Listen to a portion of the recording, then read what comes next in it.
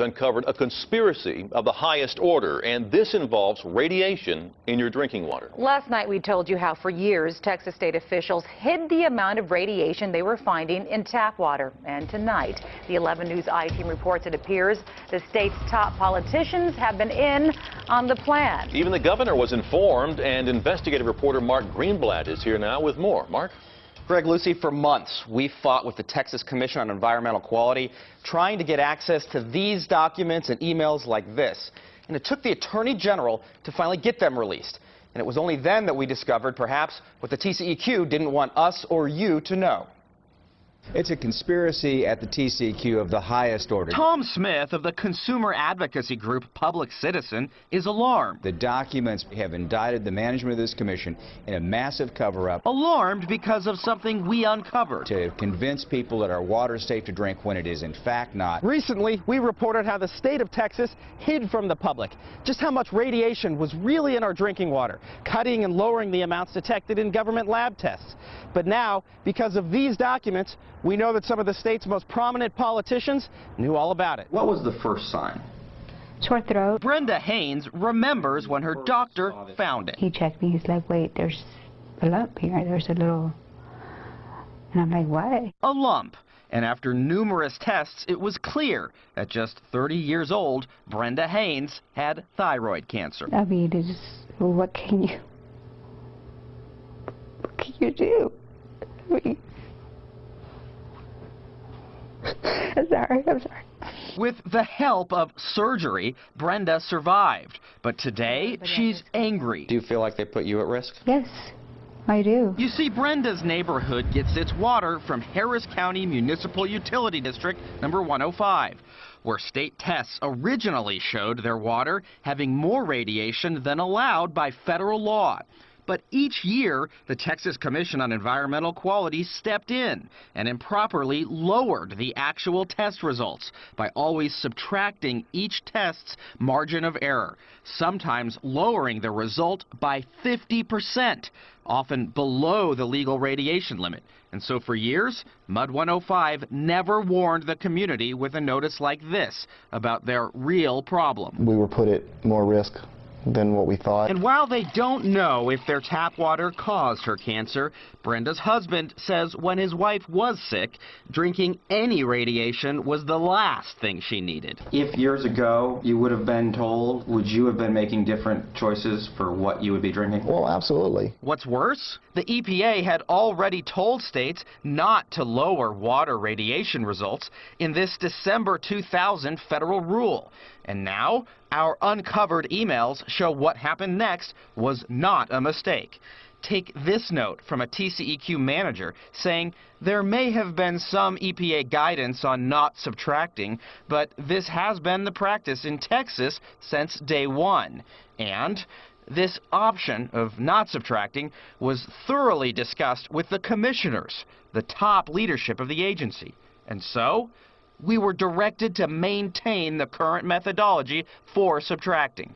And this TCEQ report to the Texas Water Advisory Council tells us why. That maintaining the subtraction will eliminate approximately 35 violations, keeping the water providers in those communities off the EPA's radar. And this same report went to the state Speaker of the House, Lieutenant Governor David Dewhurst, and even Governor Rick Perry. And yet the practice continued. I believe local first, state second, federal government third. Meet Kathleen Hartnett-White, the chair of the TCEQ Commission.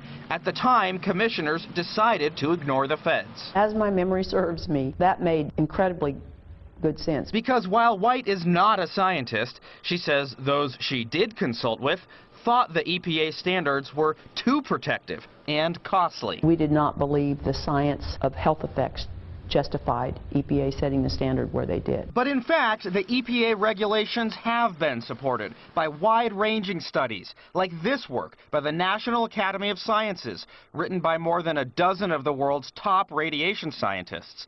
But White insists, I have far more trust in the vigor of the science by which TCEQ assesses than I do EPA. But instead of fixing water testing results, why didn't the agency take on the EPA's rule openly in court? There are legal challenges because of law, not because of science, that are almost impossible to win. And so, White says, trust her. Texas knows best. But what if you're wrong? Well, when you have, there's all kinds of ways. But what if you're wrong and EPA was right? Well, I don't see, what do you mean? What if you're wrong and EPA is right about there being a danger at that level? It would be regrettable. Now, later on in our interview, White claimed that the EPA's rule against subtracting was optional.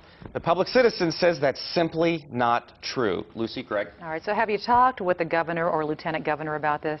We've been trying to get in touch with them. I can tell you that the governor's office did tell us that he expects the TCEQ to follow all laws and regulations that are on the books, and says the TCEQ began doing that in 2008 after an EPA audit. But when we asked if the governor thinks it should take an audit before the state begins following the law, well, the governor's press office declined to answer. Also, the lieutenant governor's office didn't answer our written questions. Lucy, Greg. Well, just like any political poll, they could always increase by the margin of error as opposed to subtracting it. It would be even worse. Could have been an option for him. All right, Mark, thanks. You're welcome.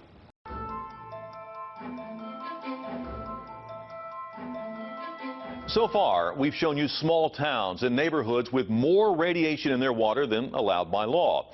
However, when it comes to Houston, its drinking water is under those federal limits. City officials say that means it's safe. But we decided to take a closer look. You cook with it, and you're supposed to drink as many as 8 glasses of it a day. Yes, it's water. The city of Houston's water. That's not good. And what we discovered... Alarms start going off. ...worries these health-conscious Houstonians. We're trying to raise family. We found at a city park. How long has this been? I mean, is this something just found out in the last few days, few months, few years? This is going on for years. That we've had radiation in our water. Yes. Here in the city of Houston. Yes. And once again, that radiation is the alpha particle.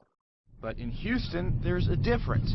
A good deal of its water comes from surface reservoirs and rivers. Sources that usually don't have elevated amounts of radiation. However, the rest does come from underground, brought up by water wells just like these. So Houston's public drinking water does have some alpha radiation, but the EPA rates that amount as being under the legal limit. So no problem, right? Well, it's a little more complicated than that. Take these internal emails from the city's engineers. They're concerned that some Houston water wells tested near or above the legal limit for alpha radiation, saying Jersey Village, Spring Branch, and Southwest are areas that have alpha particle and uranium concern, and also naming neighborhoods along Bel Air Boulevard as one more area we need to watch out. And this chart showed a Chasewood water well with alpha test results at or above the federal alpha radiation limit, again and again, over a 6-year period. What do you think of that? No, that's not good. Why?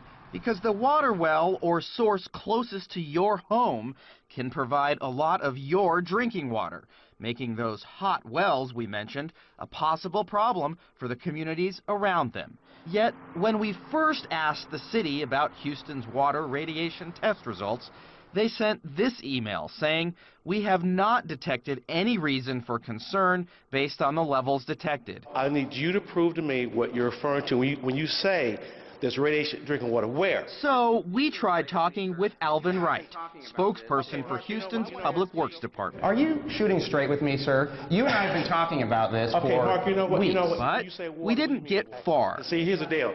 We've given you information, and right now, you're lying.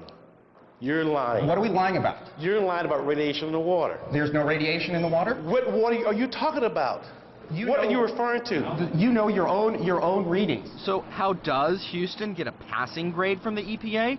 Well, turns out that score is just an average of all the radiation test results of all the different wells and reservoirs that the city gets its water from.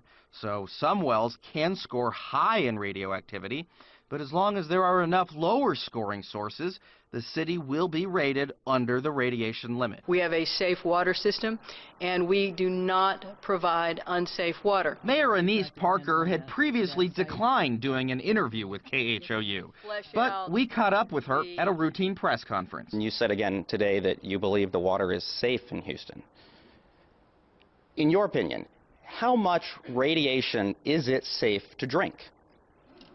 You know, I have no idea what goes into the technical qualifications of our water system. We follow EPA guidelines. We adhere carefully to all of the federal requirements. Which is a good thing. But there's also something else you should know. You see, the EPA recommends that cities have 0 alpha in their water, because in theory, 1 alpha particle plus 1 cell can lead to cancer. However, the agency set the legal limit higher than that. Why? Partly because of the expense of removing it, as claimed by water companies, partly because the agency estimates if your water does contain alpha at the legal limit, the risk of getting cancer from it is 1 in 10,000 if you drink it regularly. But once again, it's not so simple. The problem with radiation is that the effects are cumulative. EPA advisor Bill Field says, like putting pennies in a bank, the risk from alpha radiation adds up, but never goes away. And even worse, he says, it can combine with the risk you get from other types of radiation, like medical x-rays, making your personal odds of a health problem more likely than 1 in 10,000. It's even more troubling now because we're getting more exposures from other sources. And Dr. David Ozanoff points out, in any game of chance, somebody wins, especially if the contaminated water goes to millions of people, like in a large city. If it's 1 in 10,000, if there are 1 million people on the water supply or 2 million people on the water supply, then somewhere around 100 to 200 people are winning that lottery. Which brings us back to the mayor of Houston. I would respectfully ask you one more time, what are you going to do to help get the citizens of Houston closer to meeting that EPA federally recognized health standard of 0 radiation in your water? We are going to continue to meet every legal requirement that the federal government gives us. But if it puts you at increased risk for cancer, shouldn't you be striving for more than just the legal requirements?